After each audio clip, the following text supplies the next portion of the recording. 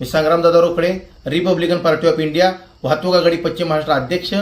आत्ताच 5 महिन्यापूर्वी पाचगणीसारख्या थंड हवेच्या ठिकाणी रिव्हॉल्व्हरचा धाक दाखवून तोतया पोलीस आहेत असं भासवून पोलिसांच्या डोळ्यात धूळ फेकण्याचं काम करून एका उद्योजकाला, संतोष शेडगे नावाच्या उद्योजकाला अपहरण करून त्याला घेऊन गेले असताना त्या 2 आरोपींच्या विरोधात, भरत घरत आणि मेत्री नावाच्या 2 आरोपींच्या विरोधात गुन्हे दाखल असताना, तो गुन्हे दाखल असताना 1400 आरोपींच्या यादीमध्ये त्याचं नाव असताना फरार आरोपींच्या मध्ये तो सातारामध्ये येतो, मीडियाला स्टेटमेंट देतो की पोलीसच पैसे घेऊन खोटे गुन्हे दाखल करतात.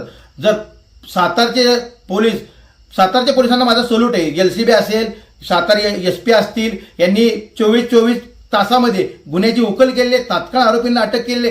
मग भरत घरत नावाचा जो सराईत गुन्हेगार आहे, ज्याच्यावरती वेगवेगळे कलम गुन्हे दाखल आहेत, त्याला अटक का होत नाही? आणि असा आरोपी, फरार आरोपी सातारमध्ये येऊन परत पोलिसांच्या विरोधात स्टेटमेंट देतो की पोलीस पैसे देऊन खोटे गुन्हे दाखल करतात.